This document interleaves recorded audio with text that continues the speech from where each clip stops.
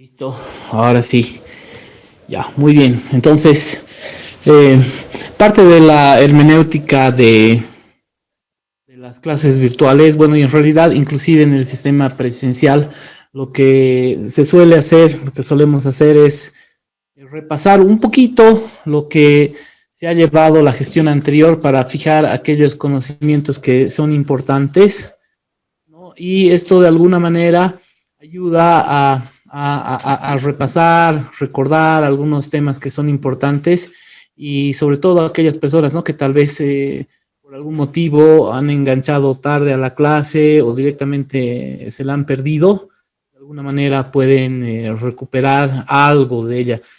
Obviamente lo ideal es que se pongan en contacto con algún compañero de confianza, que sí, o puedan revisarla la clase, si es que está grabada y la pueden repetir en el portal, ¿ya? Y de lo contrario, también, además, no de lo contrario, además es recomendable que atiendan estos primeros minutos para que de alguna manera ustedes se enfoquen y presten atención a esa pequeña repetición. Obviamente no vamos a cubrir en esta recapitulación todo lo que se ha llevado la anterior sesión, no solamente lo más importante, pero es una ayuda más para ir avanzando, darle cierta continuidad y que nadie quede ahí un poquito desubicado, ¿no? Entonces, nuestra primera sesión que hemos hecho, nos hemos presentado, hemos tratado de alguna manera, hemos empezado a rayar la cancha y a ver de qué nos vamos a ocupar en las próximas sesiones, qué temas sí los vamos a abordar de manera directa y profunda, qué temas tal vez los vamos a tocar solamente así de paso, ¿no? Y qué temas tal vez no vamos a entrar y tal vez hagamos una mención así muy leve o ligera, ¿no? Entonces, de la conversación que hemos tenido ayer con ustedes, me ha quedado claro que les interesa en general el tema del proceso crediticio, que eso sí lo vamos a ver, ¿ya? Como les decía, resultaba importante que revisen un poco el proceso crediticio, si es que lo han llevado, y sé que lo han llevado en algún otro módulo, ¿no? Entonces revisar esos conceptos les va a ayudar. Vamos a hablar también del riesgo de créditos, ¿no? No, tal vez no vamos a entrar específicamente a hacer análisis financiero o analizar una operación. No sé, vamos a ver cómo nos va, pero no es el propósito. Pero ustedes se van a ir dando cuenta más o menos hacia dónde va la clase, porque nosotros nos vamos a ocupar más de la gestión de crédito. Parte de la gestión de crédito tiene que ver con el manejo del riesgo, tiene que ver con el proceso crediticio, ¿cierto? Pero no nos corresponde a nosotros entrar directamente a lo que es eso, pero sí lo vamos a tocar porque sé que tienen alguna curiosidad a ese respecto, ¿ya? Entonces, comenzaremos. Respecto a la normativa, igual, la normativa es bien amplia, es muy amplia. Entonces, como les decía ayer, también vamos a ir tocando algunos, vamos a hacer referencia a algunos cuerpos legales que nos interesan y en los cuales vamos a encontrar el fundamento o algunas definiciones de lo que estemos tocando, ¿ya? Pero imposible en 6 sesiones que vayamos a revisar toda la normativa de la ASFI, ¿ya? Pero ustedes se van a ir dando cuenta, pero no está de más, de alguna manera ya ir allanando el camino, ir explicando nuestra hermenéutica de trabajo para que, bueno, después no queden cojos o creen, no nos vean sorprendidos. Obviamente, en la medida que vayamos avanzando tema, pueden ir haciendo consultas, preguntas, tienen una inquietud, qué sé yo, lo discutimos, lo vemos. Tiene por suerte la herramienta el Zoom ahí, el chat. Podemos utilizar el chat ahí para hacer algún comentario o hacer una consulta. Están bienvenidas las consultas, ¿ok? Bueno, entonces voy a buscar esperamos un ratito porque creo que han entrado. ¿Cuántos son? 26. Ah, ya es buen número. Después vamos a llamar lista. Entonces, vamos conversando y partiendo de lo que vimos ayer, ¿no? Ayer, aparte de hacer la tormenta de ideas, ya hemos entrado un poco a ver qué es la gestión de créditos, ¿no? Y hablábamos sobre el concepto de gestión, ¿no? Y hacíamos referencia a, coloquialmente, cuando hablas con amigos, cuando hablas de una gestión, hablas de un periodo de tiempo, de algo que se ha hecho. ¿Se acuerdan que comentábamos eso? ¿No? Decíamos la gestión 2019, la gestión 2020, la gestión de Luis Arce, ¿no? Entonces, cuando se habla de la gestión de Luis Arce, digamos, se está hablando de lo que ha hecho desde que ha asumido, ¿no es cierto? Entonces, cuando hablamos de gestión de créditos, estamos hablando de lo que haces en lo que toca a créditos. Y vamos a entender un poco más este concepto en la medida que vayamos avanzando. Ahora, el crédito, ¿qué es? Habíamos dicho. El crédito es una entrega de dinero que se hace, ¿no es cierto? De parte del prestamista, ¿no es cierto? Al prestatario, ¿no?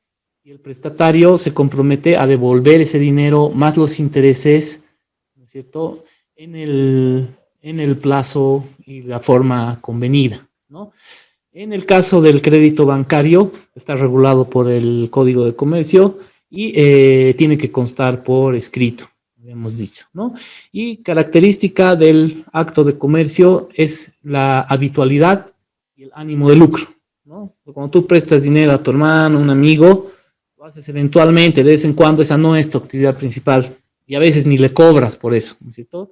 Prestas 20 y te devuelve 20. Pero cuando ya lo haces con habitualidad, quiere decir que lo haces regularmente y además cobras por eso, ahí está el ánimo de lucro, entonces ya estás en el campo del Código de Comercio, ¿ya? Ya estamos hablando de crédito bancario, entonces estamos viendo que de por medio está un banco o una entidad financiera, ¿no? Pues habíamos dicho que las entidades financieras, las entidades de intermediación financiera lo que hacen es intermediar recursos, en este caso dinero, entre otras cosas, pero su principal función es esa, ¿no? Entonces, ese es nuestro contexto, ¿no? Y en ese contexto es que vamos a trabajar lo que es la gestión de crédito. Y cuando hablamos de crédito también es importante hablar de cobranzas. Entonces también vamos a hablar de la gestión de crédito y la gestión de cobranzas, ¿ya? Que es importante también conocerla. Ahora, si bien nuestro marco de acción es la gestión de crédito bancaria, pero la gestión de crédito en general tiene muchas aplicaciones, no solamente en el área bancaria, ¿no es cierto? En el área comercial también. Creo que había una compañera por ahí que tiene un negocio y que además interactúa con bancos, qué sé yo, también le va a ser de utilidad, ¿no es cierto? Entonces, les voy a compartir la pantalla. No sé si ya han revisado el material que está colgado en la página de idea en nuestro módulo. ¿Lo han revisado? ¿Han tenido oportunidad de revisarlo?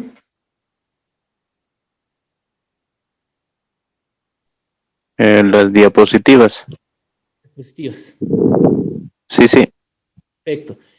Cada diapositiva, por si acaso, tiene en la esquinita tiene un audio, ¿no es cierto? ¿Han podido ver el audio? ¿Han podido escuchar el audio? ¿O no? No. ¿No? Bueno, ok, eso lo vamos a conversar. Después lo revisan. Ahorita vamos a ir viéndolo conmigo, pero esas diapositivas además tienen un audio. Entonces, cada diapositiva tiene un audio. Entonces, bueno, ustedes van a poder revisarlas ya más a detalle y de alguna manera van a poder reforzar, revisar todo lo que estamos avanzando aquí. Entonces, ¿ven mi pantalla? Sí, licenciado, sí. Sí, dicen. Sí, se ve.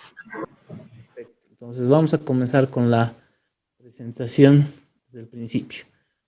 Yo voy a obviar el audio, porque eso ya ustedes lo ven con calma. Parte de lo que vamos a hablar aquí está en el audio, ¿no? Y si se me pasa algo, bueno, ese es el propósito de esa pestaña, ¿no? Que precisamente ustedes revisen y parte de lo más importante está dentro del audio. Es un apoyo más que tienen ustedes.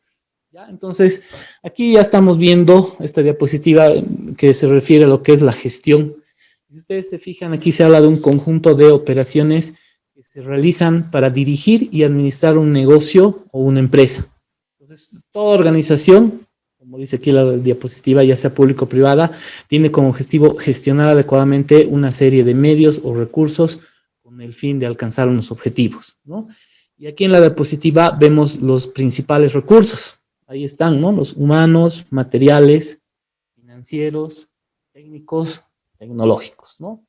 Entonces, ¿por qué es importante la gestión? ¿Por qué creen que es importante ustedes la gestión? Viendo, leyendo esta diapositiva, por ejemplo, ya más o menos podemos tener una idea del por qué. A ver, yo voy a ir entonces a ver esto. A ver, Paola Alejandra. Paola Alejandra. ¿Estás, Paola Alejandra? Ya no está. Ya voy a poner aquí por el momento, tal vez se engancha más tarde. Janet Pérez. Janet. Buenas noches, licenciado. Buenas noches, Janet. ¿Por qué crees que es importante la gestión? Es importante porque se tiene que realizar una gestión para revisar y seguir de, de una mejor manera un proceso para llegar al final con un buen resultado. Ya, ok. Rescato de ahí cuando hablas de proceso y resultado, ¿no? Muchas veces las cosas no se hacen solas, ¿no es cierto? En la mayoría de los casos, si no está automatizado, las cosas no se hacen solas. Alguien tiene que hacerlas, ¿no es cierto? O inclusive cuando están automatizadas, alguien tiene que subir la palanca, apretar un botón, o decirle a alguien que lo haga, qué sé yo, pero hay que hacer algo, ¿no es cierto? Inclusive si está automatizada, a veces se requiere mantenimiento, revisión, programación, qué sé yo, ¿no? O algo más sencillo. No iremos a administrar un negocio, administrar un hogar, una casa. Las cosas no se hacen solas, ¿no es cierto? Entonces, cada quien ahí hace algo, ¿no? Y es la única manera, si no la única, tal vez la mejor manera en la que puedes vivir, digamos, en un ambiente fuera de caos, con cierto orden y con ciertos resultados, ¿no es cierto? Ahora, en el caso de las organizaciones, toda organización busca eficiencia, ¿no es cierto? Si bien no todas las organizaciones podrían perseguir lucro, ¿no es cierto? Si bien todas las organizaciones, no toda organización persigue lucro, pero sí persigue eficiencia, ¿no? Por ejemplo, aldeas infantiles SOS, seguramente que no persigue ganar dinero, ¿no es cierto? A ellos les bastará con ser autosostenibles, y si en alguna gestión obtienen un superávit, mucho mayor financiamiento, mucho mayor ingreso de lo que gastan, ¿no? Lo que les sobra no se lo reparten entre los que trabajan ahí o entre los que han fundado esa organización, ¿no es cierto? Todo se reinvierte, ¿no? O no porque tengas mucho dinero, ¿no? Vas a empezar a gastar ese dinero indiscriminadamente, ¿no es cierto? Además que los recursos son escasos, ¿no? Incluido el recurso financiero, ¿no? Y aunque no fuera escaso, aunque tuvieras mucho dinero, igual vas a tratar de buscarle eficiencia, ¿no? Si tengo más dinero, ¿qué voy a hacer en el caso de Alianza SOS? Disculpe, licenciado. Paula Alejandra dice que tiene problemas con su micrófono. Sí, he leído el mensaje, muchas gracias. Muchas gracias. Entonces, ¿qué haríamos? Johnny Colque, ¿estás ahí? Sí, le escucho, Licen. Disculpe la pregunta, ¿cuál era? Pregunta es, Aldeas SOS, ¿ya? ¿Persigue lucro? ¿Busca utilidades? No percibe porque ese es sin fin de lucro, ¿no? Solo se dedica a servir más para Es una promoción. ONG, es una fundación, ¿no es cierto? Entonces, ¿qué busca SOS? Sí, ¿Qué es lo que busca es Aldeas Infantiles SOS? prestar un servicio, podemos decir, eficiente, ¿no? En lo mejor que pueda. ¿Qué hace? ¿Tú No es la conoces manera como Aldeas es. SOS? ¿Conoces las Aldeas SOS, Aldeas Infantiles SOS? ¿Has escuchado No hablar de...? conozco, ¿No solo he conoces? Ya, escuchado, ¿no? no lo has escuchado. Ya, entonces nos vamos a ir a otro ejemplo. ¿Conoces? Sí debes conocer la Caja Nacional de Salud. Sí, ¿no? Ya, ok. ¿La Caja Nacional de Salud busca utilidades? ¿Es un A lo que negocio? tengo, a lo que tengo entendido, no solo es prestar un servicio, digamos, con mejor médico, ¿no? Claro, cuando tienes algún problema de salud y estás afiliado ahí, vas y te haces atender, ¿no es cierto? Entonces, presta un servicio médico, ¿no es cierto? No busca Sí. utilidades. Cuando les va muy bien un año, les han dado, por decirte algo, 500 millones de dólares de presupuesto y solo han ejecutado 400. Los 100 millones que sobran, ¿qué hacen? ¿Se los reparten entre todos los médicos? No, ¿Lo ve? sí, me imagino que se vuelve al Estado o irá para el siguiente POA, me imagino, ¿no? Claro, claro. Vuelve al Estado, va al siguiente POA. En realidad lo que sucede es que les dicen, oye, te he dado 500, solo has gastado 400, o sea que al año ya no te voy a dar 500, al año te voy a dar 400. Es por eso Sí, que en Bolivia es bien común que el último trimestre todos estén locos comprando todo y ejecutando sus presupuestos para que al año siguiente no les digan eso, ¿cierto? Entonces, ¿eso qué denota?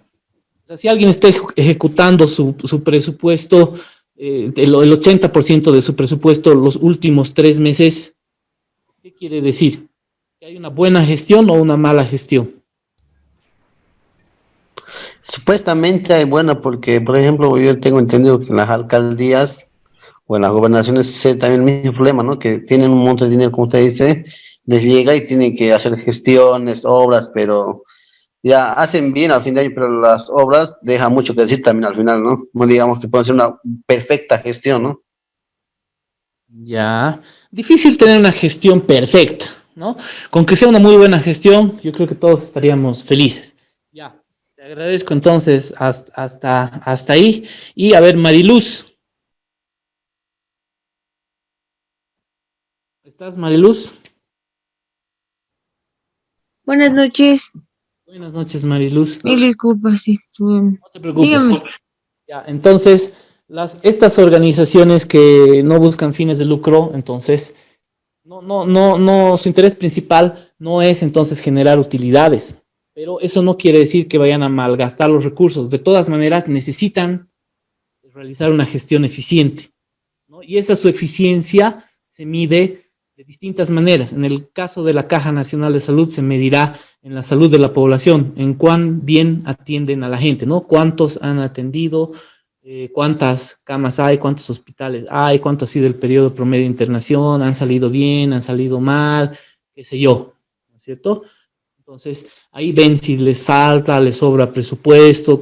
Si les falta presupuesto, tienen que ser pues súper eficientes, ¿no es cierto? No pueden pelarla y no pueden malgastar dinero, ¿no? Ahora, si les faltan recursos, una gestión mala, ¿qué va a hacer? Va a hacer que esa tu escasez de recursos va a ser mucho más patente, ¿no es cierto? ¿Y en qué va a ser más patente? En los resultados.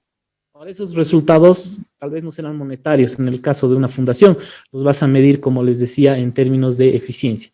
Entonces, a lo que quiero llegar con este punto es que busques o no busques lucro, de todas maneras, se persigue una buena gestión, una nueva gerencia, una nueva gestión, ¿no? Una buena gestión. No queremos nosotros malgastar el poco recurso que tenemos, ¿ya? Ahora, el recurso humano es muy importante también, ¿no es cierto? Porque al final de cuentas, cuando ya entramos en el terreno bancario, ¿no es cierto? Todos los bancos, los cajeros son parecidos, ¿no es cierto? Sus oficinas podrían ser parecidas, unas más bonitas que otras, qué sé yo, pero más o menos todas cumplen el mismo cometido, ¿no?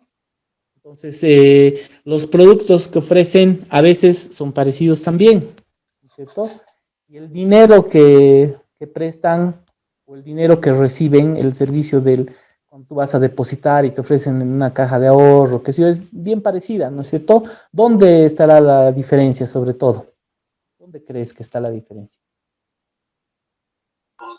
En el perfil profesional adecuado para cada cargo. Ya, ya, a ver, ¿qué dicen? ¿Qué dice? A ver, vamos a ver. Carla Siles.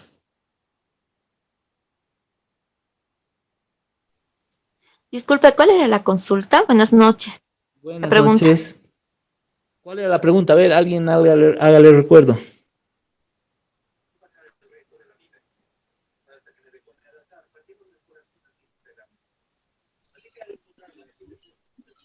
¿Cuál era la diferencia entre estas entidades, que son los bancos? Sí, así es. O sea, En los servicios. les estaba diciendo, la infraestructura, por ejemplo, de todos los bancos es muy parecida. Como les decía, una tal vez un poco más bonita que la otra, una un poquito más limpia que la otra, pero más o menos se parecen. Los cajeros automáticos también se parecen, ¿cierto? La disposición de las oficinas, que cajas, plataforma, que sí, también se parece. Entonces, ¿dónde se va a marcar sobre todo la diferencia? Un compañero también mencionaba algo ya antes. ¿Dónde tú crees que está la diferencia, Carla?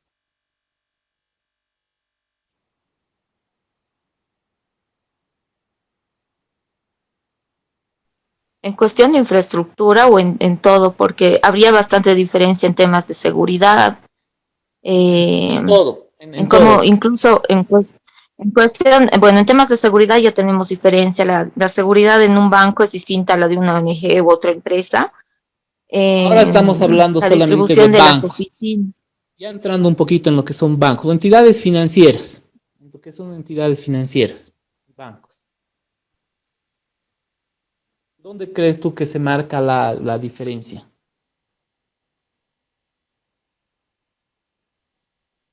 No sé cuál sería la diferencia. No entiendo muy bien su pregunta. No te preocupes, no te preocupes. ¿Los productos? ¿Los productos que Claro, ofrecen? puede ser los productos, ¿cierto? Puede Los ser servicios. los servicios también, los productos y los servicios. Puede ser que algunos productos estén más desarrollados o estén un poquito más acertados, mejor o pensados hacia un determinado nicho de clientes, ¿no? Dependiendo del producto. Y puede ser que el servicio que entregue una entidad respecto a otra sea de mayor calidad, ¿no es cierto? Por decirles algo, puede ser... La tecnología crediticia igual, ¿no? Tecnología crediticia influye. Yo les decía, ¿no? Los cajeros son igualitos. Pero si tú mides el tiempo de atención en un cajero automático, hay algunos cajeros automáticos que su menú es mucho más sencillo, el proceso, la velocidad de tráfico de información es más rápida, y tú puedes hacer la transacción, entrar y sacar 300 bolivianos en 15 segundos. Y hay otros cajeros de otros bancos en los que entras y estás 1 minuto y medio para sacar 300 bolivianos, ¿no es cierto? Por un lado. Por otro lado, hay algunos cajeros automáticos que tú vas y hay 10 personas haciendo fila, ¿no? Y hay otros cajeros donde tú vas y hay una persona haciendo fila o no tiene fila, ¿no es cierto? Entonces, ¿eso marca la diferencia también? Perdón, yo entendería que toda la parte física estaríamos viendo los recursos materiales, pero ya la parte humana tendríamos que ver específicamente tal vez el trato de cliente, el trato cordial, la atención y solución del problema del cliente como tal. Tal vez por ese lado iría, al margen de la, no sé, preparación obviamente del funcionario. Así es, todo influye, todo influye. Ahorita estamos haciendo un poco de ejercicio de gimnasia mental. Ahorita quiero que vayamos calentando motores y que vayamos pensando en todo eso, ¿no? Porque les decía y les repito, los cajeros son bien parecidos, hasta de la misma marca son, en muchos casos, ¿no es cierto? La mayoría son NCR, un 80% creo, ¿no? Hasta los mismos modelos, ¿no? Pero hay ligeras diferencias, ¿no? Hay algunos bancos que ya están utilizando tecnología de aproximación, ¿no es cierto? Que tienen, no tienes que meter la tarjeta en la ranura, sino solamente la pones ahí cerquita y ya te reconocen, ¿no es cierto? Ese es el último avance que ha habido, digamos, ¿no? Hay algunos bancos que igual ya puedes hacer transacciones sin tarjeta, ¿no? Con tu celular tú puedes habilitar para que puedas sacar dinero sin tarjeta. No sé si han visto, ¿no es cierto? Entonces, ese es un desarrollo de servicio, ¿no es cierto? Como tú bien decías. Ahora, ¿de eso se hace solo? No, detrás de eso hay un equipo humano que hace posible todo eso, ¿no es cierto? Al margen de lo que es el hardware y el software, ¿no? Al margen de eso, hay un equipo humano que está ahí haciendo gestión, ¿no? En términos generales. Ahora, entrando en lo que es ya perdón, a ver, vamos a ver. Ya. Entrando ahora en lo que es el crédito, la gestión crediticia, igual. Bueno, están viendo ahora aquí la siguiente diapositiva y vemos que el contrato de crédito es una operación financiera, ¿no? Que esto ya lo hemos dicho, en la que una persona, en este caso el banco, entrega una determinada suma de dinero, ¿no es cierto? Y se comprometen a devolverlo en el plazo indicado, forma indicada, con los intereses acordados, ¿no? Ahora, por ejemplo, tenemos una situación bien particular y que cabalmente uno de ustedes ayer preguntaba, ¿no? Decía, ¿qué vamos a hacer con el diferimiento? ¿No? Y lo último que ha salido es que, no sé si han visto y les ha llegado, ahí está circulando una carta de acuerdo entre el Ministerio de Finanzas y los transportistas. ¿La han visto? Sí, ya lo estaba viendo. Sí, a ver, ¿y qué les parece? Alguien que quiera opinar ahí un poquito y vamos desarrollando sobre eso. Que al final el gobierno ha cedido con los transportistas, ¿no? Les ha dado 6 meses de periodo de Les ha dado 6 meses de periodo de gracia, ¿no? Sí. Periodo de gracia. Y ahora están discutiendo eso, ¿no? Es periodo de gracia, pero es lo mismo, pero antes decían diferimiento, qué sé yo. Ahora, ¿ustedes ven que es lo mismo respecto al anterior acuerdo o no? ¿Qué dicen? Por lo poco que han podido ver. Creo que no, porque en este acuerdo dice, bueno, si es que los clientes refinancian o reprograman su crédito, a partir de ahí se da un periodo de gracia, ¿no? Sí, parece que es así, ¿no es cierto? Un periodo de gracia de 6 meses, ¿no? Además que no se entiende bien, ¿no? Porque dicen no se va a pagar ni interés ni capital. Eso es lo raro. Debe ser solo interés, ¿verdad? Y cuando entras a ver,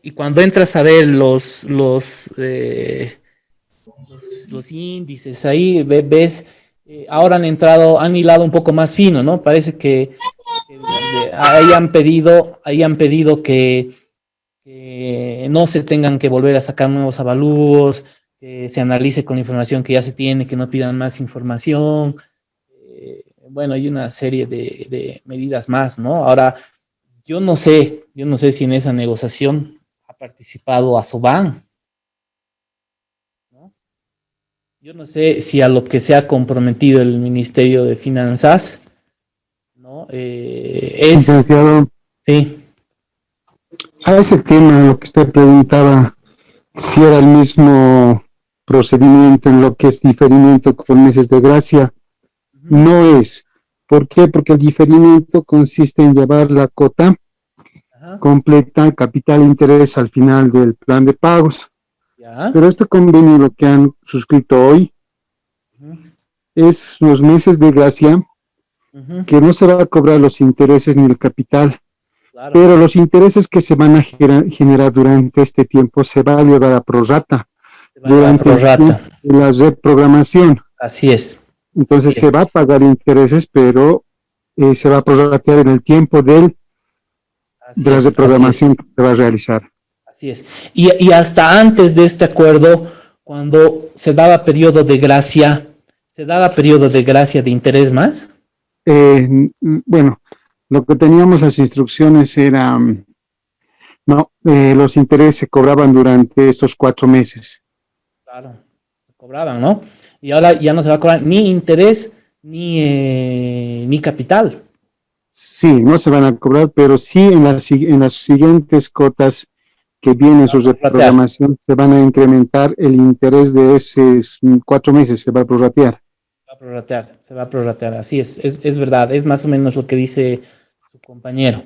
Ahora, en esa negociación, esa negociación, por ejemplo, está tocando los intereses de quiénes, sobre todo. Bueno, está afectando al banco. Está afectando. Las principales partes interesadas ahí inicialmente eran los transportistas y el banco, ¿no es cierto? Sí, los principales. Ahora, pero los principales agentes de negociación han sido los transportistas y el Ministerio de Finanzas. Sí. ¿No es cierto? Y no sabemos si Asoban ya ha aceptado y está de acuerdo con esos términos de negociación.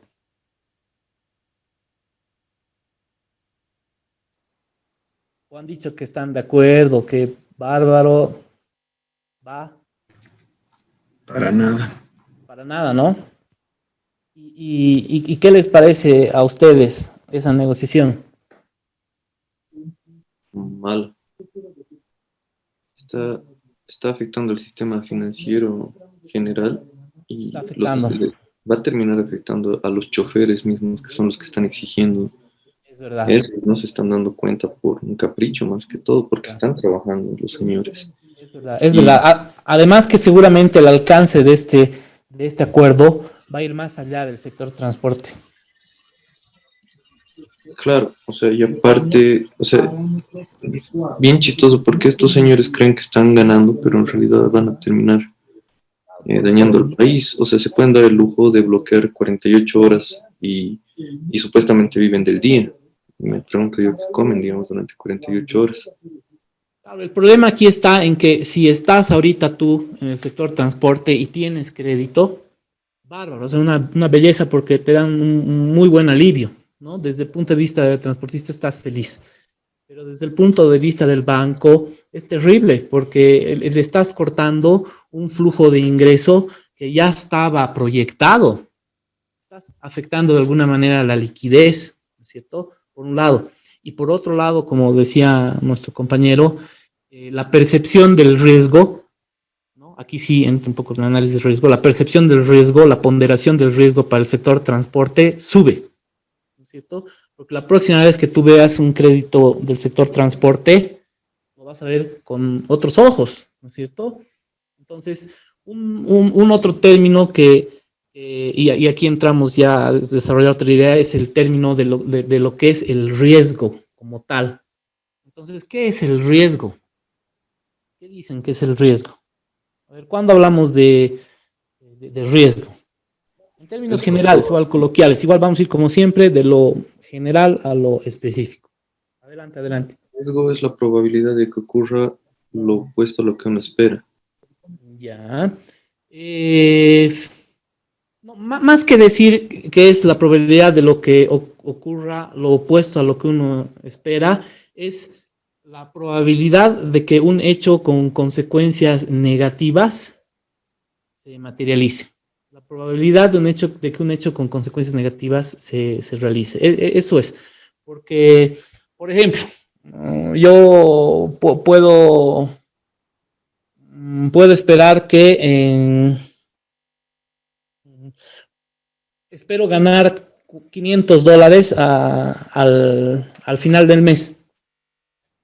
¿No? Bueno, no, ese no es no es un buen ejemplo. Bueno, el tema es que te afecte, que esa probabilidad cuando se materializa te afecta de manera negativa, ¿no? Entonces ahí sí es riesgo, ¿no? Entonces, por ejemplo, cuando hablamos de un avión que pierde las 2 alas en pleno vuelo, ¿cuál es la probabilidad de que se estrelle? Del 100%. 100%. Ya no hay probabilidad, ya es certeza, se llama ese caso, ¿no es cierto? Con certeza que se cae, ¿no? ¿no? En cambio, cuando hablamos ya de riesgo y de probabilidades, como que hay un chance que sí, otro que no, y es lo que ocurre cuando tú otorgas un crédito, ¿no es cierto? Cuando otorgas un crédito, por más de que lo hayas evaluado, aún así existe un pequeño porcentaje de probabilidad de que no te lo vayan a pagar, ¿no? Y a veces ocurre, ¿no? A veces ocurre. Entonces, lo importante aquí es eso, ¿no? Cuando nosotros hacemos análisis de riesgo, no estamos anulando el riesgo. El riesgo sigue latente ahí, pero sí lo estamos mitigando, lo estamos reduciendo. Y algo que tenemos que tener presente es que el tema del riesgo está relacionado a lo que es tiempo y cantidad, ¿no? En el caso ya entrando en materia de lo que son inversiones y créditos, ¿no? Entonces, a mayor plazo, mayor riesgo. A mayor cantidad, mayor riesgo también, ¿no es cierto? Si, por ejemplo, a alguno de ustedes yo le pido que me preste 20 bolivianos, ¿no? Digamos, digo, Javier Soria, ¿estás ahí? Sí, Licen. Javier, si te pido que me prestes 20 bolivianos, ¿me prestas? Claro, Licen. Claro, ¿no ve? Porque tú dices, mira, no lo conozco, pero si da clases en IDEA, debe tener cierto nivel de ingresos y 20 bolivianos no es mucho, me va a pagar, ¿no? Y si no me paga, yo voy a hablar mal de él y por 20 pesos nadie se va a exponer a que estén hablando mal de él, ¿no es cierto? Entonces me vas a prestar. O si no dirás, puta, es buena gente, ya, ni modo, si se olvida, ya 20 pesos no me van a afectar. Pero digamos, Edith Valencia, ¿estás ahí?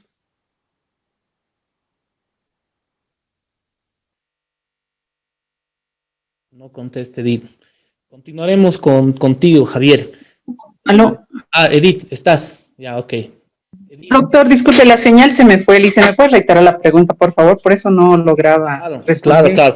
Manténganse atentos todos. Dejen un tiempo su sándwich, su Coca-Cola, o si no, tenganla ahí al ladito. Todo, eviten distracción. Es un riesgo de las clases virtuales, es como veían un chiste, son como sesiones de espiritismo, dicen, ¿no? Porque todo es... Adela, estás ahí, Alicia, estás ahí, estás Javier, estás ahí, ¿no? Tienen que tratar de estar atentos. Entonces, si yo a ti te digo, ahora ya no te digo 20 bolivianos, sino te digo, ¿me prestas $500? 500 dólares. Una semana, $500. En una semana te los voy a pagar.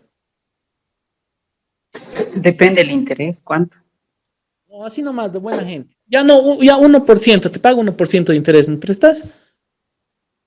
$500 no es muy poco, ¿no? Es relativamente. Tendría que saber sus antecedentes, Licen. Sí, ¿no? Sí. O sea, no me prestarías $500.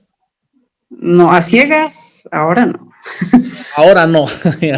Muy bien, claro, porque $500 ya es más plata, ¿no? Con $500, pucha, por ahí es lo que utilizas para vivir 1 o 2 meses, ¿no es cierto? Pago por lo menos un diplomado, por lo menos. Claro, pagas un diplomado, ya es más plata, ¿no es cierto? Ya es más plata, ¿no? Entonces, ahora si te digo, ¿me prestas 20 bolivianos? ¿Eso sí me prestas?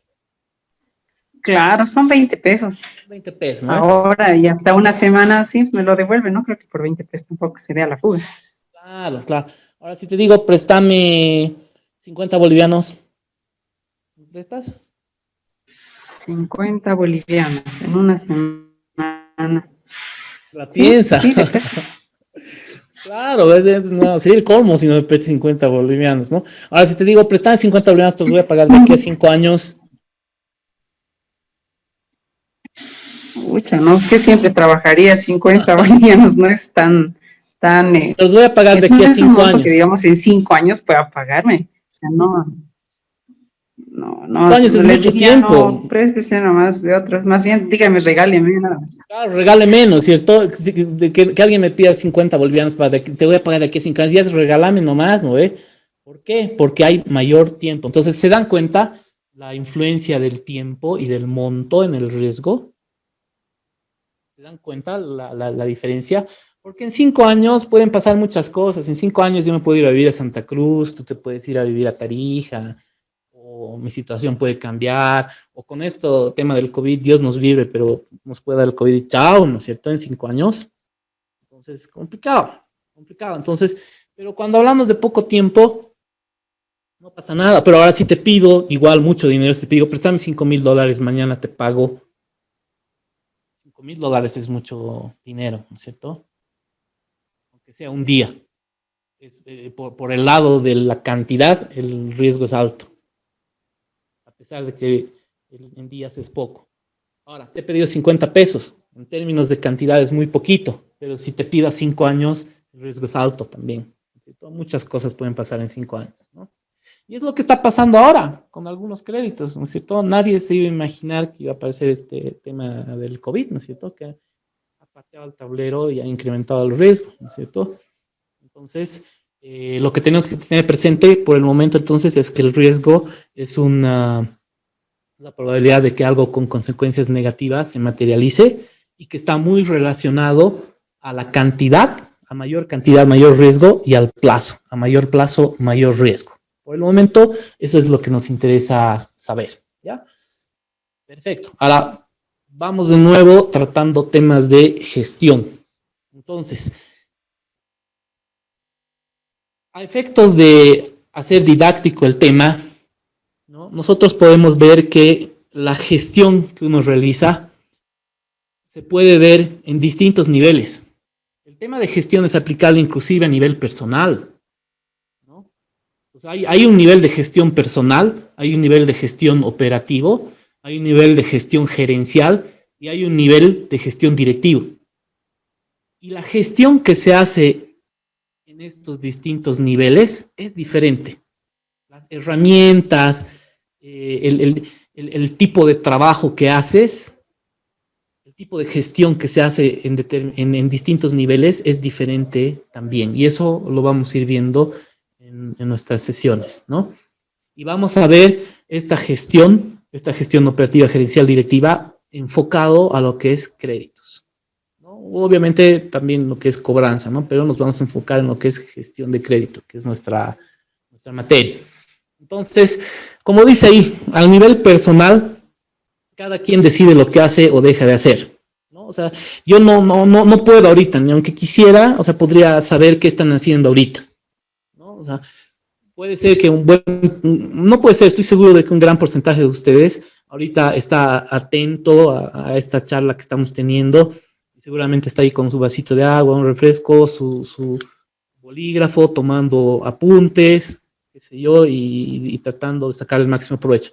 Puede ser que alguien esté haciendo otra cosa y de vez en cuando mirando, escuchando, qué sé yo. Puede ser que lamentablemente si es que estás en tu casa, por ahí te está distrayendo tu hijito o tienes algo que hacer y de rato no te estás chequeando. Puede ser, ¿no es cierto? Y no puedes controlar, ¿no es cierto? Yo lo máximo que puedo hacer es influir, ¿no? Entonces, como dice ahí, ¿ven se ve la diapositiva? Sí, Lisa, se ve. Ok, entonces lo que podemos hacer es influir, motivar, tratar de motivarlos y reprender o lisonjear. O sea, quiere decir a alguien que está ahí bien atento, siguiendo la charla, qué sé yo, entonces decir, oye, bien, qué bien. Y alguien que está ahí medio perdido, distraído, oye, ¿qué pasa? Digamos, ¿no? O sea, tienes que... Y esto con el propósito de qué, no con el propósito de molestar, sino con el propósito de generar eficiencia. A la Fundación IDEA le interesa que ustedes le saquen el máximo provecho a este módulo, ¿cierto? Les interesa que cuando acabe ustedes salgan y digan, oye, bien, buenísimo, te recomiendo, anda, ¿cierto? Eso le interesa, ¿no? Y obviamente mientras más provecho le saquen ustedes, más utilidad le vean, seguramente lo van a recomendar más, ¿no? Entonces, eso se trata la eficiencia en este caso. Obviamente en términos bancarios vamos a buscar la eficiencia en otras cosas, ¿no? Entonces, lo que se tiene que hacer, como dice ahí, es conservar el control y encauzar la gente hacia su desempeño, ¿no? Definiendo los resultados, ¿no? Entonces, eso es lo que hay que hacer, ¿no? Entonces, y esto es a nivel personal, como les digo, uno tiene que tratar de automotivarse, ¿no? Entonces, existen varios caminos para motivar, ¿no? Pero unos son mejores que otros, ¿no? Por ejemplo, aquí tenemos dos claros ejemplos, ¿no? Que ahorita los vamos a leer. Miren, por un lado está la posición de Adam Smith, que muchos lo deben conocer. Aquellos que no lo conozcan, no estén muy relacionados con temas económicos, Adam Smith es uno de los padres de la economía, ¿cierto? ¿Y qué decía él? Él decía, la disciplina real y efectiva que se ejerce sobre un trabajador es la de sus clientes. Es el miedo de perder su empleo que refrena sus fraudes y corrige su negligencia. Entonces, más o menos para Adam Smith, los trabajadores buscaban eficiencia no por la eficiencia como tal, ¿no? Sino porque tenían miedo de perder su trabajo o el cliente estaba detrás ahí renegando o su jefe detrás con un látigo, ¿no es cierto? Y el temor a que lo pesquen en el que evitaba que cometa algún fraude o no se porte de manera descuidada y negligente, ¿no? Esa es una posición.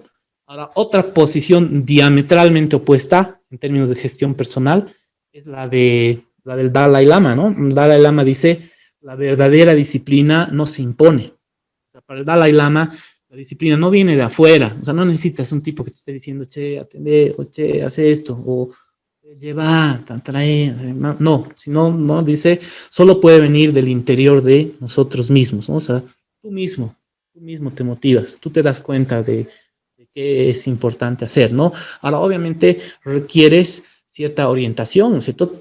La organización y las personas que están a cargo, digamos, también te tienen que orientar, o sea, tenemos que hablar el mismo idioma, tenemos que buscar los mismos objetivos, ¿no? Y de eso vamos a hablar más adelante, ¿no? Entonces, la gestión personal requiere rutina y ritmo, no tiene que ser sencilla, ¿no? Entonces, te tienes que concentrarse en lo difícil e importante, empleando formularios sencillos, hay unas ayuditas, ¿no? Una interacción frecuente, enfocada en el futuro, no llorar ya en el pasado lo que fue, ¿no? Sino lo positivo, hacia adelante, mirando hacia adelante, y sobre todo recogiendo lo que dice el Dalai Lama, ¿no es cierto? Una autoconciencia y tomar en cuenta también el feedback de otros, ¿no? Lo que comentan tus compañeros, tus allegados, tus familiares, ¿no? Eso te puede ayudar. Entonces, eso es a nivel personal, ¿no? Ahora aquí vamos a entrar a lo que es ya la gestión en términos operativos, ¿no? Entonces, en términos operativos, el administrador debe ser dirigido y debe estar controlado por los objetivos de desempeño, un poco lo que les decía, más que por su jefe, ¿no es cierto? Entonces, no deberías necesitar un jefe, ¿no? Sino que los objetivos que te ponen, ¿no es cierto? Las metas y objetivos que te ponen, ese debería ser tu principal driver, tu principal motivador, ¿no es cierto? Y suele ser así, ¿no? Seguramente los que están trabajando en el sector financiero pueden, seguramente ahorita están pensando, ¿no? O se están imaginando, o lo están relacionando, ¿no? Cuando estás en el área comercial, por ejemplo, te exigen metas de colocaciones, metas de captaciones, qué sé yo. Y aunque no haya nadie detrás tuyo, la presión es fuerte, ¿no es cierto? Es fuerte.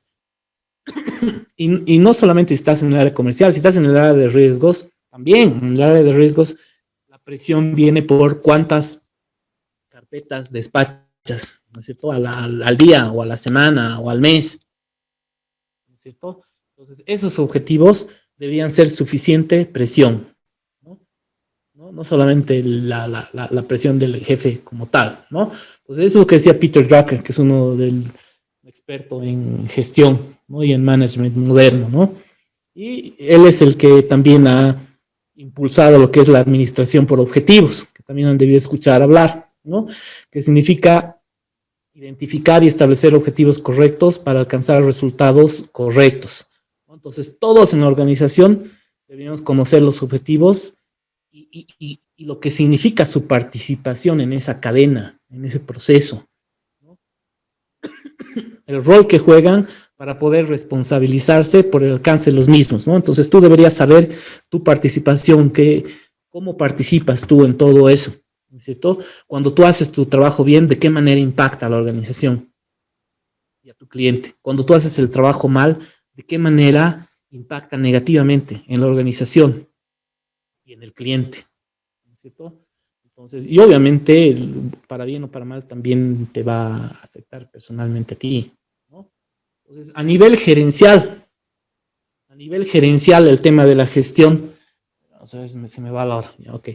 A nivel gerencial, y aquí tengo una cita de Andy Grove. Andy Grove era uno de los gerentes de Intel, uno de los gerentes más famosos de Intel, el que llevó a Intel a la cima, digamos, ¿no? Y este es un capísimo en gestión, ¿no? Entonces, él calculaba el rendimiento en base al rendimiento de las personas a su cargo, ¿no? Entonces, él dice, el tiempo es uno de los recursos limitados, pero para él era uno de los más importantes. Entonces, cuán bien administraba su tiempo era fundamental, ¿no? Porque todos tenemos 24 horas en el día, todos.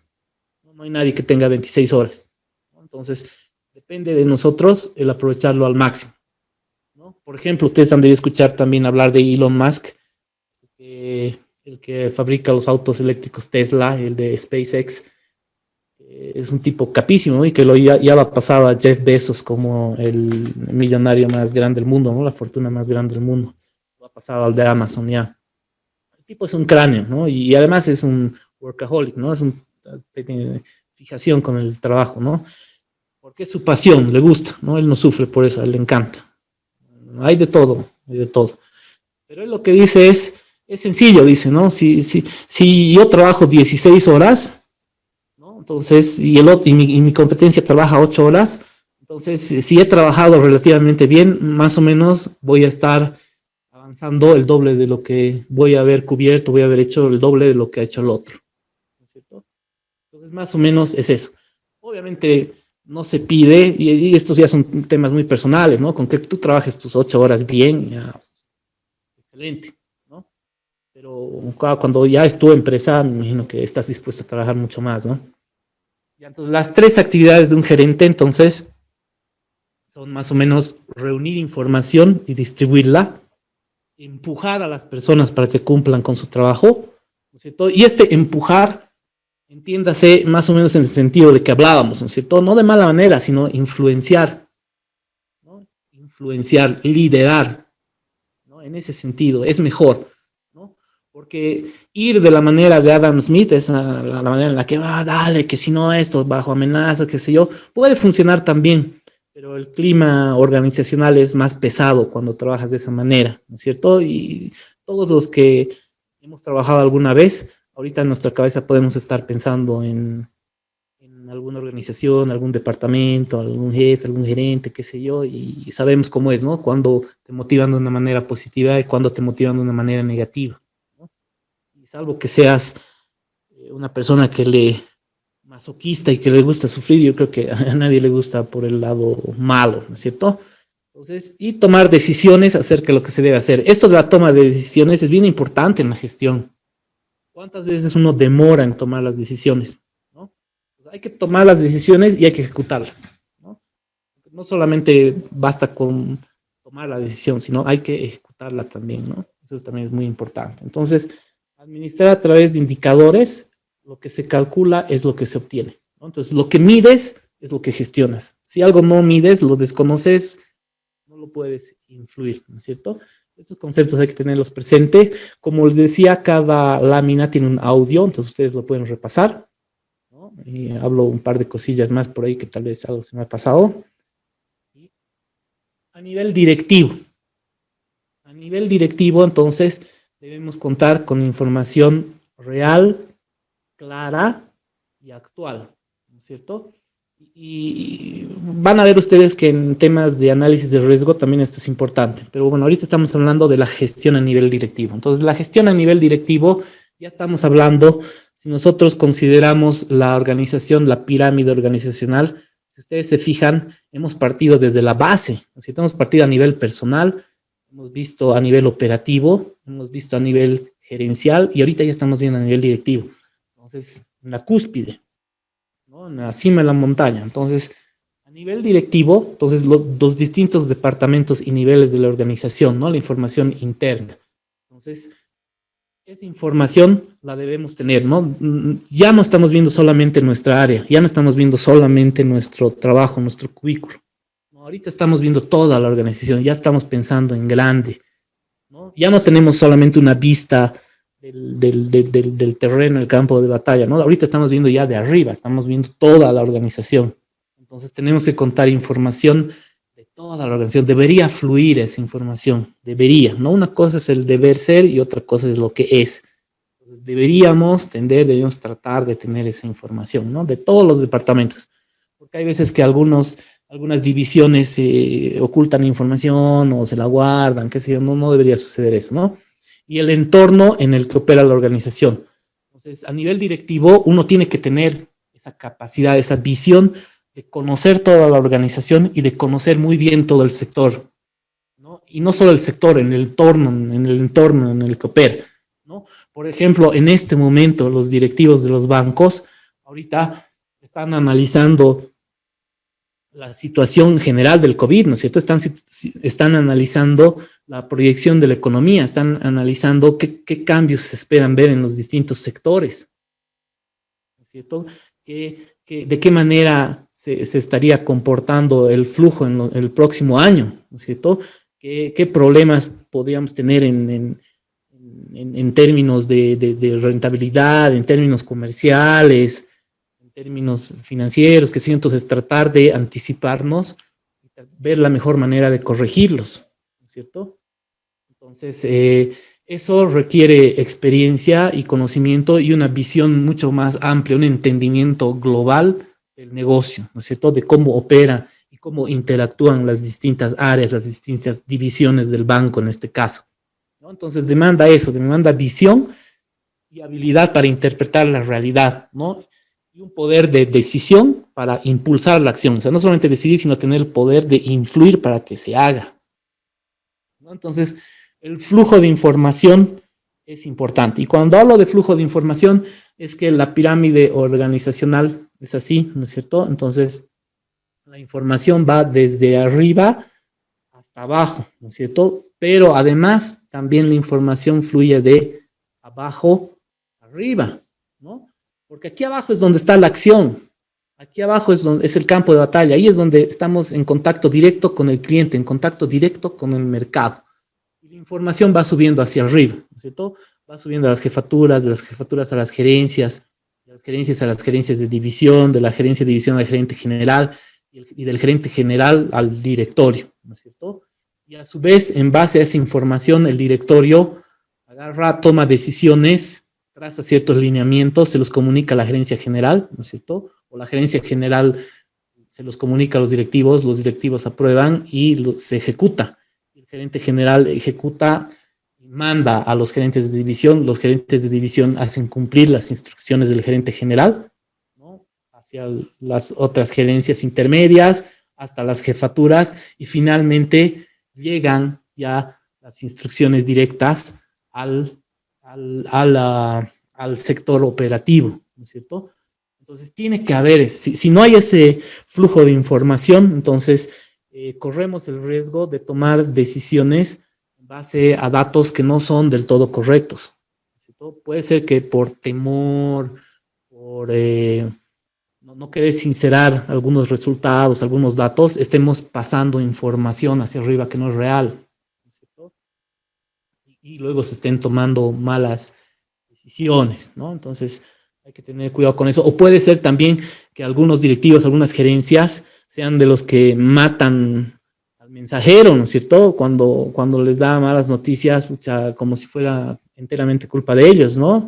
Y esto también perjudica, pues, ¿no? Porque después tú ya no quieres compartir la información, ¿no? Entonces hay que tener mucho cuidado con eso.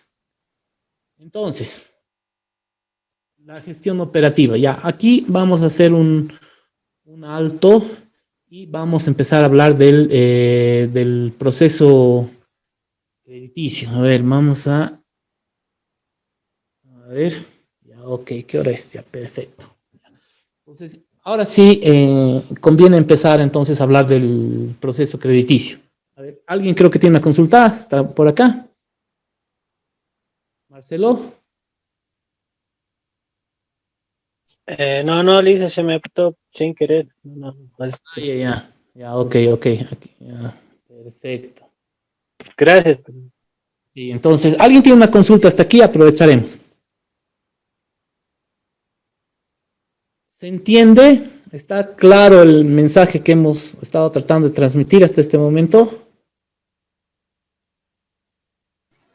Sí, Licen. Sí. Bueno. Sí, licenciado. Sí, Perfecto. Claro. Perfecto. Entonces, pasemos ahora al proceso crediticio. Ya, entonces, había una lámina del proceso crediticio ahí en el... ¿O no? ¿Se acuerdan? ¿Alguno ha visto?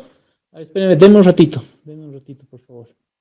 Vamos a ver si está la... Bueno, ya, no perdamos tiempo en buscar la lámina, si al vuelo lo vemos. Ya, ok, entonces, el proceso crediticio, a ver, para empezar, ¿qué es un proceso?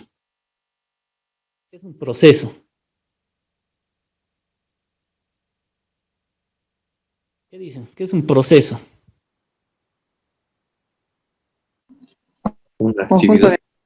Una serie de Conjunto de pasos. operaciones. Una serie de pasos, una serie de operaciones, una secuencia, ¿ya? Una secuencia así desordenada, aleatoria, o un happening, o no. Una secuencia ordenada. Ordenada, ¿no? O ya preestablecida, digamos, ¿no? Sí. Eso, ¿no? Entonces, es efectivamente eso, ¿no es cierto? Entonces, cuando hablamos de operaciones, ya, bueno, en operaciones bancarias, por ejemplo, ponemos, ¿no? El ejemplo, cuando los médicos también hablan de operaciones, ¿no? Pues me van a operar, ¿no? Tú como paciente, ¿no? O un médico, tengo una operación, ¿no? Tengo una intervención quirúrgica, una operación, ¿no? Entonces, las operaciones también son procesos, ¿no? Involucran un proceso. Y ese proceso sigue una secuencia preestablecida, ¿no es cierto? Entonces, y es importante seguir los pasos, ¿no? Por ejemplo, en el caso del despegue de un avión, hay todo un protocolo de despegue, un protocolo de revisar antes, ¿sí? Probar las turbinas, probar los frenos, ver si hay combustible suficiente para llegar a destino, probar todos los flaps, ¿no es cierto? Esas cosas de las alas ahí para ver si funcionan bien, qué sé yo, ¿no? Entonces, en el caso de los médicos, igual hay un protocolo, ¿no es cierto? Tienen que lavar las manos antes, tienen que esterilizar todo, qué sé yo, ¿no? Y todos los que intervienen ahí en la operación, cada quien tiene una parte importante que desempeñar. En el proceso crediticio ocurre exactamente lo mismo, ¿ya? Obviamente que aquí ya estamos hablando de créditos, pero hay un proceso. Y así como hay un proceso para créditos, hay otro proceso para el caso de las operaciones de captación, ¿no? De ahorro, de PFs, qué sé yo. Bueno, los que están en banca ya deben estar algo familiarizados con eso, pero el que nos interesa ahora es el proceso crediticio. Entonces, el proceso crediticio, y aquí vamos a entrar a explicar algo que me imagino algo ya han visto, pero que algún compañero decía, no, yo quiero saber desde que estamos con el cliente, ¿no? Algo así, y vamos a empezar así. Entonces, el proceso crediticio comienza desde que tienes el primer contacto con el cliente, el contacto inicial. Entonces, ahí comienza el proceso crediticio. Y nos podemos imaginar nosotros el proceso crediticio como una línea que parte de un inicio hasta un fin. Y ese fin luego puede repetirse, así como un loop, así vuelve y se puede reiniciar el proceso con otro nuevo crédito. Inclusive ni siquiera ha terminado de pagar el crédito, tú ya podrías estar colocándole una tarjeta de crédito o otro crédito de consumo, qué sé yo, y pum, vuelve a reiniciarse ese proceso, ¿ya? Entonces, comenzamos con el contacto inicial. Ahora, hay aquí una diferencia entre si el cliente va al banco o el banco va a buscar al cliente. Porque hay también, ¿no es cierto? Sales a mercadear también, el banco sale a mercadear directamente con fuerza de ventas, con su equipo de ventas, o sale a través del periódico, o sea, de manera virtual, qué sé yo, ¿no? Con ofertas a través de Facebook, qué sé yo, ¿no? Diferente es la situación cuando en el contacto inicial el cliente va a visitar al banco, ¿no es cierto? ¿Qué diferencia crees que puede haber, Milcar? ¿Qué diferencia crees que puede haber entre que el cliente vaya o el banco vaya a buscar al cliente? Viendo que anteriormente, bueno, la banca antigua, como denominan, esperabas que los clientes sean los que pasen por oficinas, pero a la fecha creo que toda la banca ya, desde microcréditos hasta empresariales, ya son los oficiales los que van. ¿Y hay alguna diferencia entre que tú vayas a buscar al cliente o el cliente vaya al banco? ¿Tú crees que hay alguna diferencia? Básicamente es el interés. Tú le generas el interés y el cliente tiene ya el interés de buscar el crédito. Claro, es más o menos lo que tú dices, es bien cierto, ¿no? Cuando el cliente va al banco, ya va con una necesidad preestablecida, ¿no es cierto? O sea, él quiere un crédito de algo, entonces por eso entra al banco y dice, oye, necesito un crédito para esto, ¿no es cierto? Y hasta es probable que antes de entrar a tu banco haya visitado ya otros 4 o 5 bancos. Entonces ya más o menos sabe lo que quiere, ya más o menos sabe lo que se le va a pedir, qué sé yo. O tal vez es la primera puerta que toca, el primer banco que visita. También puede ser, no importa. Pero la necesidad ya está ahí, el deseo ya está ahí. En cambio, cuando tú sales a buscar un cliente, tú no sabes lo que va a ocurrir, ¿no es cierto? Tú no sabes, tú de pronto lo buscas y te dicen, no necesito crédito. O por ahí te dice, no, ya me han dado, ya necesito, estoy tranquilo. O por ahí te dice, sí, necesito. O por ahí tú trabajas en microcrédito y te dice, oye, sí, necesito, pero necesito un crédito. Yo no tengo empresa, quiero comprarme un crédito, necesito un crédito de consumo para comprar un auto. ¿No? O por ahí trabajas en banca empresas y te necesita otra cosa, ¿no es cierto? Pues no importa, ha habido un contacto y tú como buen vendedor le vas a ofrecer lo que necesite, y si tú no tienes ese producto, le dirás, deme su teléfono, ok, lo va a llamar una persona de tal área y él se lo va a tramitar y punto, y te vas adelante y sigues mercadeando, ¿no es cierto? Pero hay esa diferencia, ¿no? Entonces, por un lado, el cliente ya está informado, tiene la necesidad, seguramente ya conoce las tasas de interés, mientras que cuando tú vas a crear esa necesidad, como dices, entonces tú le tienes que explicar, seguramente él todavía no lo había considerado, por ahí ni le interesa, pero si le interesa, bien, le vas a tener que explicar, esta es la tasa de interés, este es así, qué sé yo, ¿no es cierto? Esa sutil diferencia. Entonces, cuando lo enamoras, entonces pasas ese contacto inicial y ya viene la fase de recolección de información. Entonces, esté interesado, ya sea que tú lo has buscado o él ha venido y le pides información. Entonces, aquí lo importante es que en la fase de recolección de información, que la sigue haciendo el área de ventas, ¿no es cierto? Sigue la fuerza comercial aquí interviniendo. Entonces, en este paso adelante de la recolección de información, tú vas a pedir información de tipo cualitativo y cuantitativo. ¿Ya? Dentro de lo que es la información cualitativa, estás apuntando a evaluar su solvencia moral. Quiere decir si es un buen pagador, si es una buena persona, ¿no? Un buen pagador, un cliente serio. Si no, aquí es bien útil lo que hablábamos, el tema de Infocenter, Infocred, porque tú generas ese reporte y en ese reporte te va a salir el comportamiento crediticio pasado y actual de ese cliente.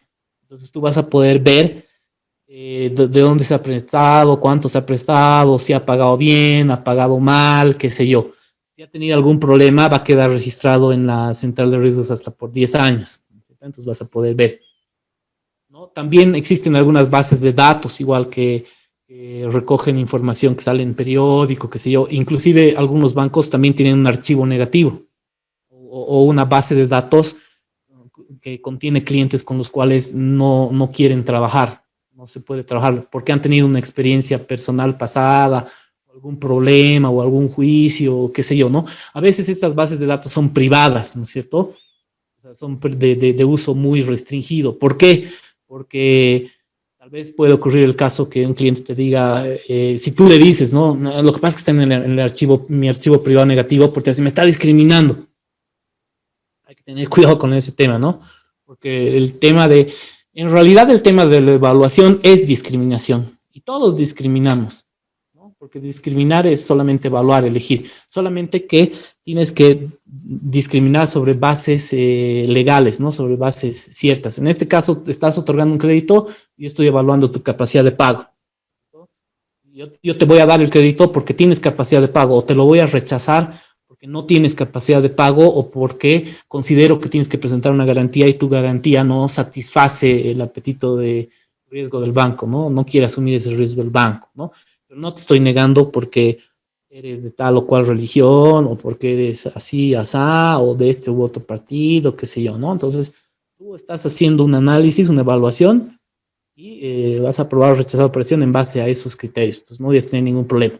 Ahora, cuando pides la información cuantitativa, cuántos números, ya ahí estás evaluando, estás yendo a ver y a recolectar información que tiene que ver con cuánto gana, cuánto gasta. En el caso de un crédito personal, por ejemplo, en el caso de un crédito personal, vas a pedir seguramente dónde trabaja, va a llenar su declaración patrimonial, sus ingresos, sus gastos, cuántos hijos tiene, dónde vive, si su casa es propia, alquilada, en cuánto alquila o es anticrético, cuánto da de anticrético, qué sé yo, ¿no? Que si tiene auto, no tiene auto, qué pasivos tiene, cuánto paga de esa cuota, cuándo va a terminar de pagar, qué sé yo, ¿no? Y se hace el análisis, el flujo, qué sé yo. Si es una empresa, ¿no? Vas a averiguar si está sus estados financieros, vas a averiguar si ha generado utilidades, su flujo de caja, qué sé yo. ¿Ya? Y vas a averiguar también la identidad vas a corroborar la identidad de estas personas, ¿no? Y corroboras la identidad de las personas con el CEGIP, en el caso de los créditos personales.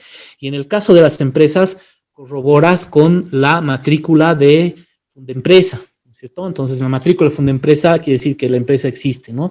Y además vas a corroborar también la identidad de los apoderados de la empresa, ¿no es cierto? Te tienen que presentar el poder de la empresa, su constitución, qué sé yo. En el caso de una persona, le pedirás su carnet de identidad, suficiente, ¿no? Tal vez un NIT, si sea necesario, qué sé yo. En el caso de la empresa, le pedirás NIT, con de constitución, qué sé yo, ¿no?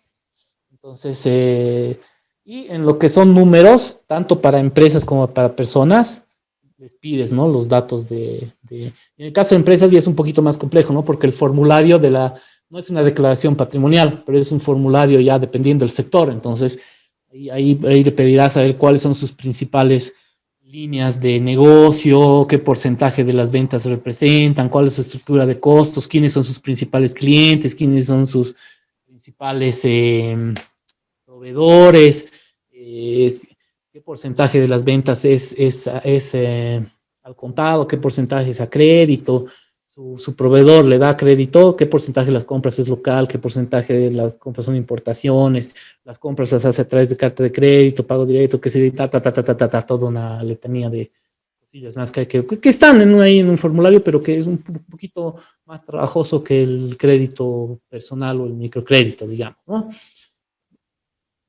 Esta información tiene que cumplir ciertos requisitos, tiene que ser veraz, o sea, obviamente tiene que ser verdadera, a eso me refiero, ¿no es cierto? Tiene que ser verdadera. Entonces, de nada te sirve buena información si es falsa, ¿no es cierto? 2, además de ser veraz, tiene que ser relevante, ¿no? O sea, no te interesa saber de qué equipo es, si es hincha del Bolívar o del Strong, no te interesa saber si es musulmán o católico, no es cierto, te interesa saber lo que te interesa saber para su flujo, su solvencia moral y su capacidad de pago, es lo que te interesa. Y en el caso de las empresas, igual, te interesa saber eso. Tiene que ser veraz, tiene que ser relevante, ¿no es cierto? Tiene que ser relevante, lo que nos interesa, y tiene que ser oportuna, o sea, tiene que ser fresca. O sea, no me interesa a mí saber que ganabas tanto hace 5 años. No, hace 5 años no, yo estoy evaluando tu riesgo ahorita. Tampoco me interesa tus estados financieros de hace 5 años. Me interesa saber tus estados financieros, en el caso de empresas, de tus últimos 3 años. Y el actual. A ver, tu fecha de corte más reciente, ¿a cuándo es? A diciembre del 2021, ya, diciembre del 2021. Quiero saber a diciembre del 2021 cómo te va. No, todavía, no ya, tu preliminar al 2021 y tu cerrado ahí, tu auditado al 2020 y al 2019, digamos, ¿no? Y eso es lo que te interesa saber. Tienes que cumplir con esos requisitos. has pedido ya la información y elaboras tu propuesta de crédito. Además, tienes que pedir información de la garantía, ¿no es cierto? Si es una garantía real, ¿qué tipos de garantías hay? Hay garantías reales y hay garantías personales. Dentro de las garantías reales tenemos las garantías hipotecarias y las prendarias, ¿no es cierto? Dentro de las garantías hipotecarias, sobre todo son de bienes sujetos a registro, ¿no? Casas, vehículos, naves, ¿no? Dentro de las prendarias tenemos mercaderías, inventarios, qué sé yo, ¿no? Puede ser con o sin desplazamiento. Con desplazamiento quiere decir bono de prenda. Sin desplazamiento quiere decir que la mercadería queda con el cliente, ya en posesión del cliente y a veces hasta con disponibilidad del cliente, ¿no? Puede ser flotante, o sea, él va vendiendo, pero también puede ir reponiendo lo que va vendiendo, pero siempre manteniendo un ratio de cobertura aceptable. Y en el caso de garantías personales, es una persona que está saliendo contigo, ¿no? Y además de personales pueden ser mancomunadas, ¿no? O sea, entre un grupo, todo el grupo responde por cada uno de los integrantes, ¿no? No puedes caer a uno y todos se hacen responsables, ¿no? Entonces, pides esa información cualitativa, cuantitativa de la garantía y elaboras tu propuesta de negocio. Entonces, el siguiente paso, ya has hecho el contacto inicial, ya has recogido información, recolección de información y elaboración de la propuesta de crédito o tu propuesta comercial. Entonces, tu propuesta comercial básicamente ahí recoge lo que quieres otorgarle al cliente, ¿no es cierto? Le quiero otorgar a esta persona $10,000 para que se compre un auto. O le quiero otorgar a esta microempresa $20,000 para mercadería. O le quiero entregar a esta corporación $3 millones para encarar este proyecto. ¿Ya? Y a distintos plazos, según el plazo, condiciones, garantías, qué sé yo. Y todo eso está plasmado en la propuesta de crédito. Entonces, la propuesta de crédito básicamente presenta al cliente, porque tú ya lo has identificado, ya estás presentando la información cualitativa, su solvencia moral, estás presentando la información cuantitativa, su solvencia económica, estás presentando la garantía, que es lo que pide, y además estás opinando, estás diciendo, estoy de acuerdo, me parece un crédito bueno, razonable, qué sé yo, el ratio de cobertura es tanto, su flujo de caja es así, que ta. A veces la propuesta comercial simplemente se limita a recoger la información en una carpeta y presentarla para que ese trabajo lo haga riesgos. Obviamente, el hecho de que tú le presentes a riesgos eso quiere decir que estás de acuerdo, ¿no? Que estás de acuerdo con darle el precio, pero no haces ningún tipo de análisis, solo recoges la información y se la pasas. Y la información ya la trabajas riesgos. Depende de cómo esté organizada, estructurada el área de proceso crediticio como tal y las áreas comerciales y de riesgo, ¿no? Cómo se hayan repartido el trabajo y el riesgo. Bueno, digamos que ha pasado la carpeta de operación de la área comercial, hasta ahí es área comercial y ya pasa a la cancha de riesgos. Aquí ya interviene riesgos, área de riesgos. Entonces, riesgos recibe toda esa información y a veces hay un filtro anterior antes de llegar a riesgos, a veces. A veces hay un filtro que se puede llamar administración de créditos o revisión o cumplimiento de créditos, algo así, ¿no? Entonces lo que hacen ellos es revisan que la información en un checklist, que toda la información necesaria para evaluar el crédito esté presente, y si no está presente te la devuelven, no la pasan a riesgos, ¿no es cierto? Esto para evitar que riesgos reciba la carpeta y te diga, no, falta esto, no puedo evaluar, ¿no? Entonces, si ven que todo está bien, agarran, pum, la pasan a riesgos. Si no hay esta área intermedia, puede ser que directamente pase a riesgos. Y riesgos, si falta algo, obviamente te la va a devolver, ¿no es cierto? Pero digamos que has presentado todo completo y riesgos empieza a hacer el análisis. Y aquí es donde intervienen las herramientas de análisis de crédito. Entonces, se analiza, sobre todo, lo que dice la normativa es que para otorgar un crédito, ¿no es cierto?, lo principal es la capacidad de pago. La garantía es accesoria, ¿no es cierto? La garantía quiere decir fuente alternativa de pago. Cuando no te puede pagar el cliente, recién caes a la garantía, ejecutas la garantía y con eso te pagas el crédito.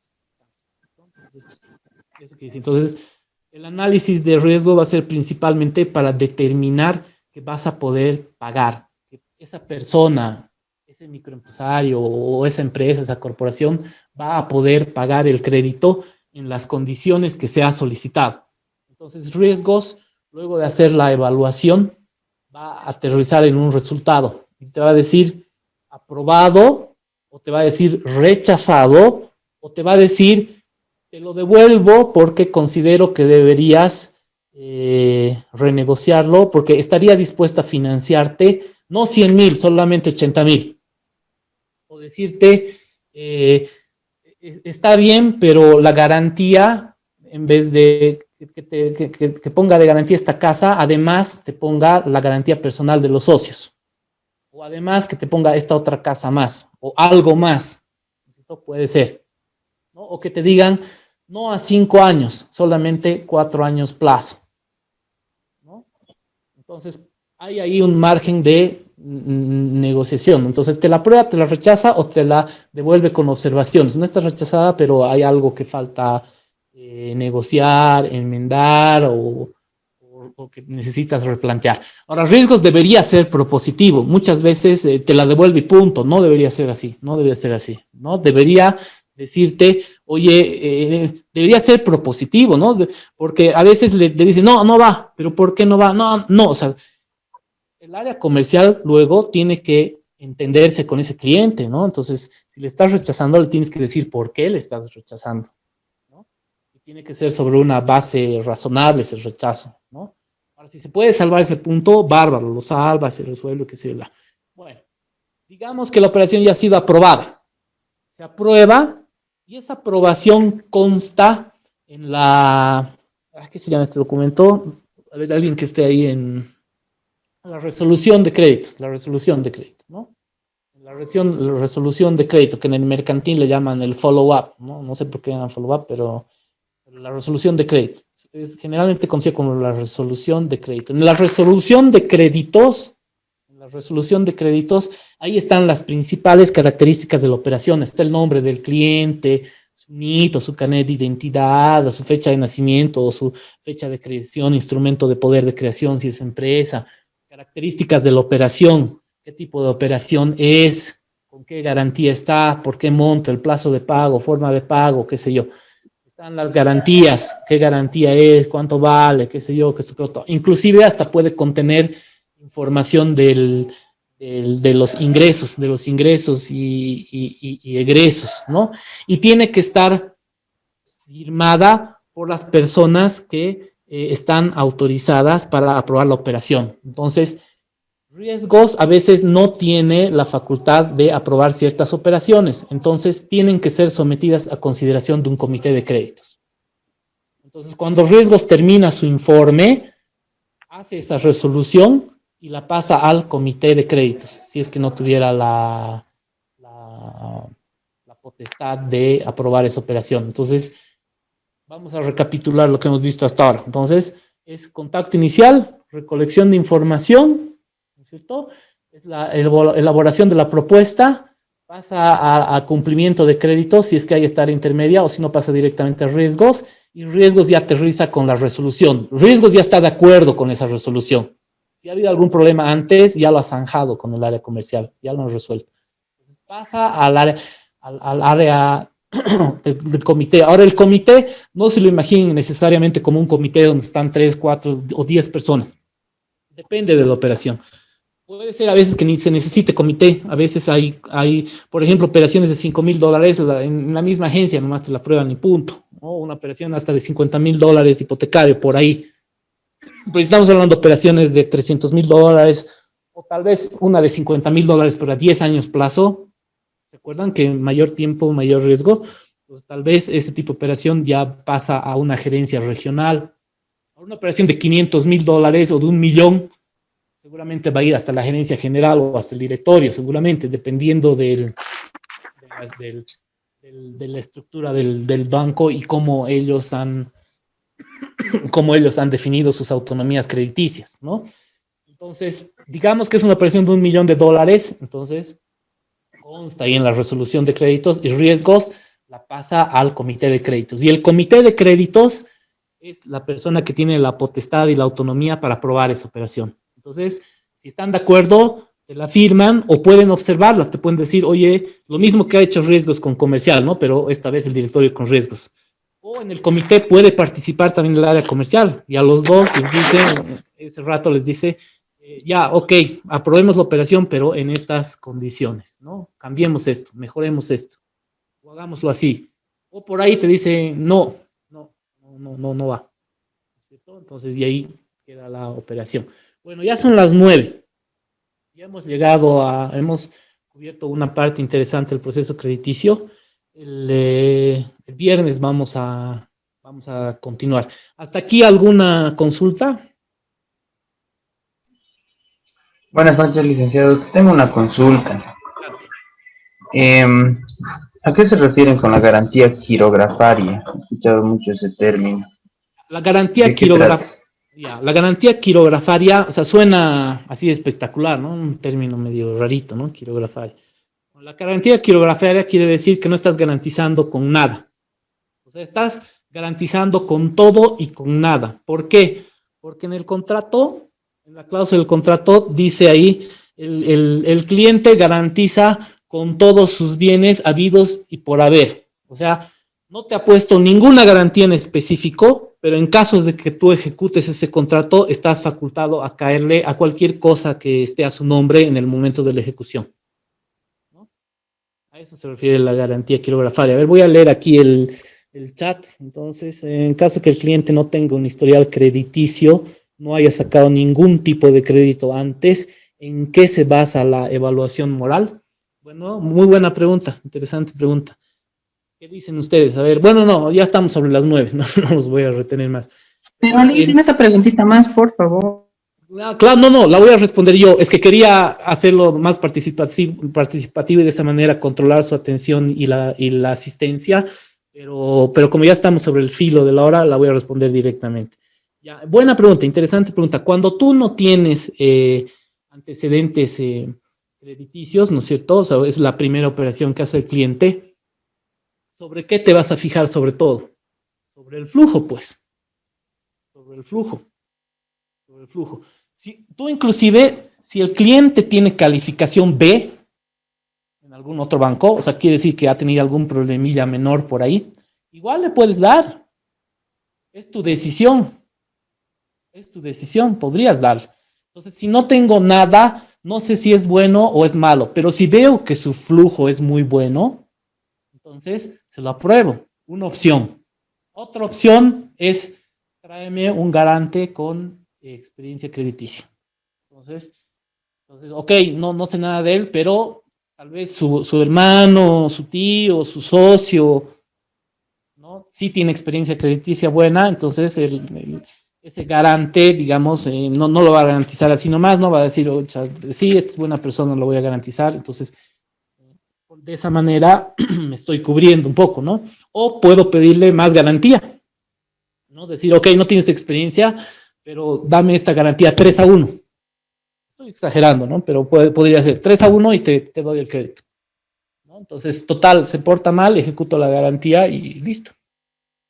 ¿No? Licenciado. Sí. Buenas noches. Buenas noches. Bueno, cuando no tienen historial crediticio, también se podría ver el patrimonio que tiene también ese tipo de cliente para ver esa capacidad que usted está indicando en el flujo, ¿no? Porque sí. Puede ser que no tenga mucho patrimonio, pero tenga bastante flujo. Llama un poco la atención. ¿Por qué no invierte en comprar un inmueble o un vehículo o algo, no? Claro, puede ser. O puede ser que tenga harto patrimonio, pero no tiene antecedente crediticio. Igual no te dicen nada de su solvencia moral, porque eso lo vamos a ver más adelante en el cuadrante de cobranzas. O sea, tampoco es garantía que hay clientes que tienen patrimonio, tienen harta plata, pues simplemente no les da la gana de pagar. O les encanta atrasarse, pagar mal, que sé yo, a pesar de que tienen un montón de plata. El patrimonio no es garantía. La norma te dice que el principal criterio es el flujo de caja, la capacidad de pago. Ese es el principal. No te dice ni patrimonio, te dice el flujo, ¿no? Ahora, obviamente que el patrimonio también es un dato importante, ¿no? obviamente, pero el flujo es el que manda. El flujo es el que manda. ¿Ok? Licenciado, buenas noches. Buenas noches. Licenciado, habla Paola. También hay un punto que los clientes sacan, digamos, el crédito, pero desvían el destino de crédito. Así es, eso lo vamos a ver un poquito más adelante en el proceso crediticio. Quien controla eso es el oficial, el área comercial que otorga el crédito y el área de seguimiento que debería controlar el correcto destino de los fondos. Pero eso lo vamos a ver en la siguiente sesión. Está bien, Liz.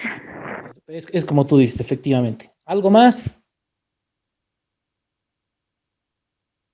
Bueno, yo creo que ahí lo dejamos entonces y nos vemos el viernes. ¿Ok? Muy bien, licenciado. Okay, licenciado. Gracias por su atención. Buenas noches. Nos vemos el viernes. Buenas noches, licenciado. Buenas noches a todos. Compañeros. Buenas noches, compañeros. Nos vemos el viernes. Hasta el viernes. Nos vemos.